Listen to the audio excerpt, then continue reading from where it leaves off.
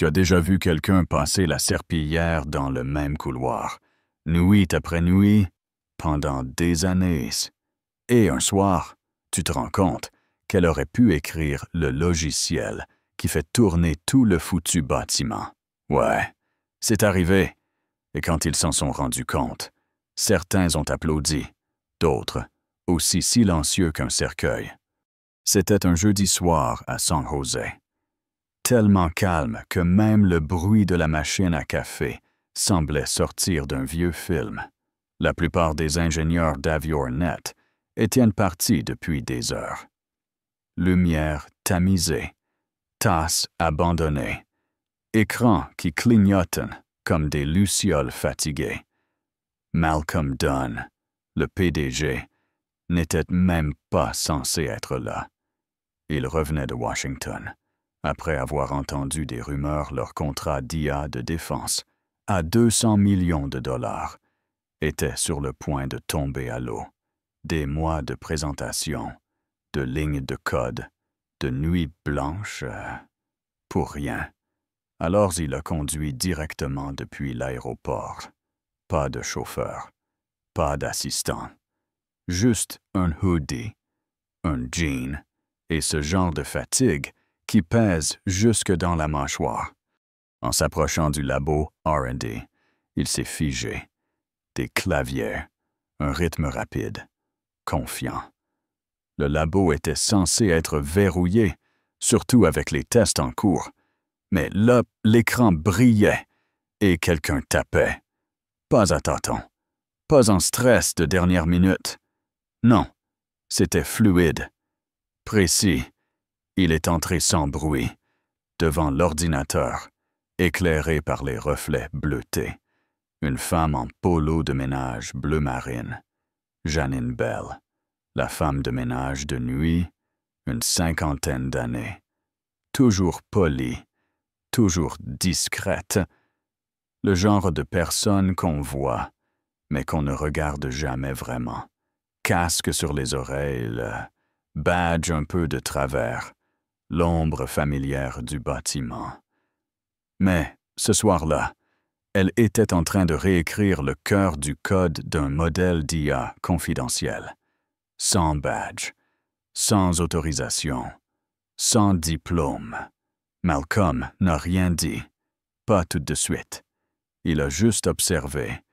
Ses doigts naviguaient entre les lignes de code comme si c'était une chorégraphie qu'elle avait toujours connue. Pas d'hésitation, pas d'erreur. Elle réécrivait le flux de données du modèle. Elle a fini par se retourner. Ses yeux, grands ouverts, mais pas paniqués. Et sa voix, calme, stable. « Je sais que je n'ai pas le droit d'être ici, » dit-elle. « Mais j'ai vu les erreurs dans les logs. Je me suis dit que je pouvais aider. » Ce qui a suivi ressemblait à une illusion. Elle a expliqué le bug, pointé le goulet d'étranglement dans l'ingestion des données, montré les résultats, et cité les cours du MIT comme si elle les avait écrits elle-même. Malcolm a demandé. « Tu as appris tout ça où elle a haussé les épaules, en ligne, sur mon temps de pause, à la bibliothèque municipale. Je n'ai jamais arrêté d'apprendre, même quand plus personne ne faisait attention. En fait, elle avait dû abandonner ses études d'informatique 2 semestres avant la fin, pour s'occuper de son petit frère malade. Et depuis, elle nettoyait des bureaux et lisait des manuels. Encore et encore. Elle a corrigé en 47 minutes, ce que 23 ingénieurs n'avaient pas réussi à faire en 4 mois. Mais non, ce n'est pas un conte de fées.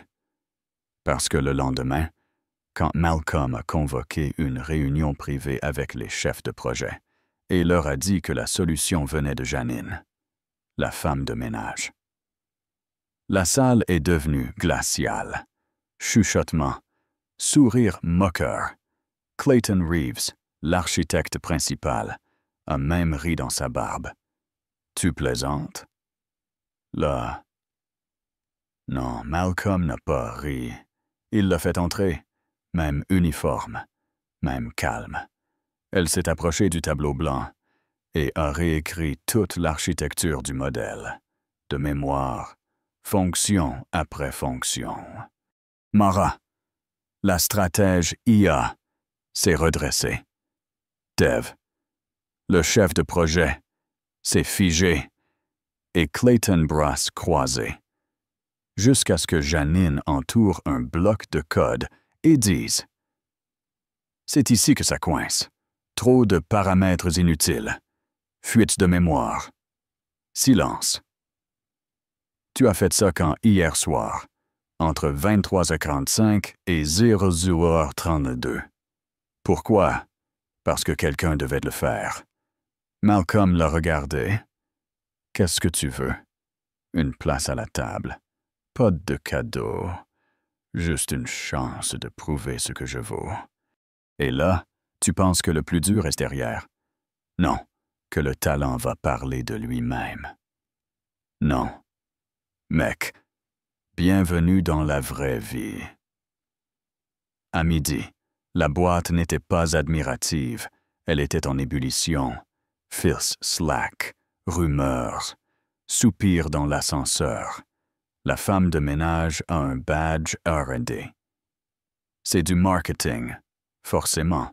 Et nous alors? Ça veut dire quoi Malcolm lui a donné un accès temporaire, sous supervision. Mais elle était là, et pour certains, c'était déjà de trop. Les sabotages ont commencé.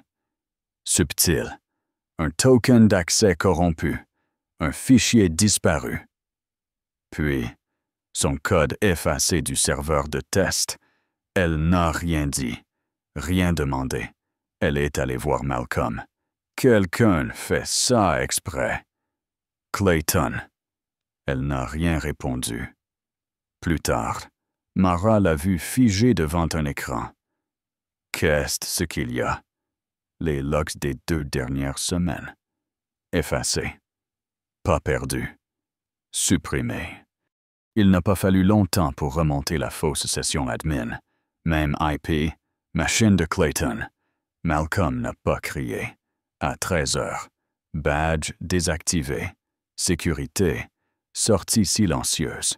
Certains ont applaudi. D'autres ont détourné les yeux. Janine, elle s'est assise et a tout réécrit. De mémoire, comme si elle respirait. Le lendemain matin, un mail est arrivé. Le département de la Défense.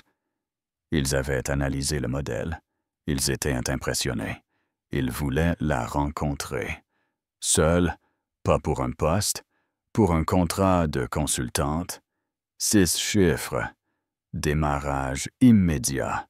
Elle a lu le mail 3 fois, puis est allée voir Malcolm. Ils veulent m'embaucher. Mais je veux finir ce que j'ai commencé ici.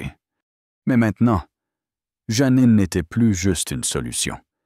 Elle était un symbole, un miroir, un défi. Et certains n'aimaient pas ce que ça reflétait. Réunions secrètes, emails qui circulaient. Un cadre a même dit « ça donne l'impression que n'importe qui peut faire notre boulot ». Mara a tout entendu, l'a dit à Malcolm.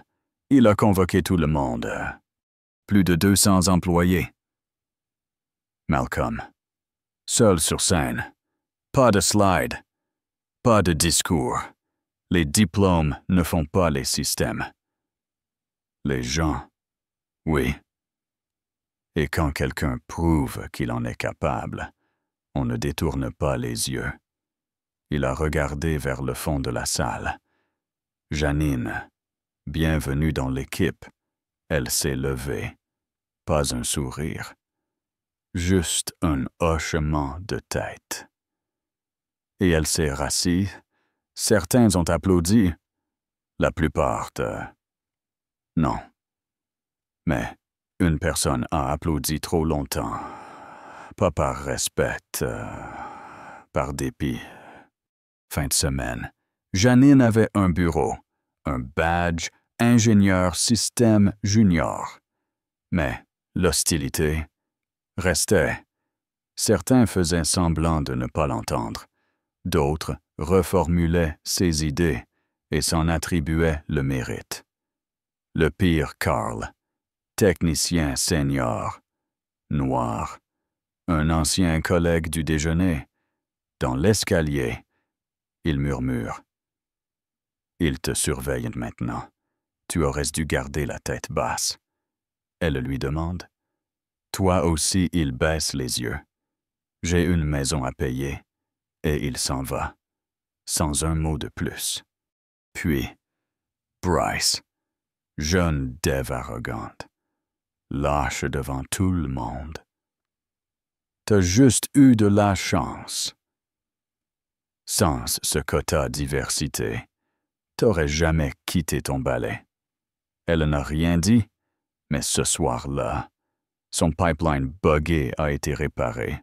Sans signature, juste un post-it. De rien, toujours en train de nettoyer. La logique. Puis vint la présentation finale. Salle du conseil. Janine à la table. Elle a tout expliqué. Simplement, avec clarté, un cadre a dit « Vous pourriez diriger votre propre équipe dans un an. » Elle a souri. « Je ne veux pas diriger une équipe. Je veux un meilleur système. Un où des gens comme moi n'auraient pas à attendre 12 ans pour être pris au sérieux. » Ce soir-là, le labo était à nouveau silencieux, mais ce n'était plus un silence vide. Son badge ouvrait toutes les portes, et quand quelqu'un lui demanda enfin « Comment t'as fait tout ça? » Elle répondit « Je n'ai jamais arrêté d'apprendre, même quand ils ont arrêté de regarder. » Alors toi, t'en penses quoi? Malcolm a eu raison de lui donner une place à la table, où il a brisé quelque chose qu'il aurait dû préserver justice, ou perturbation. Dis-le nous en commentaire, à ta place.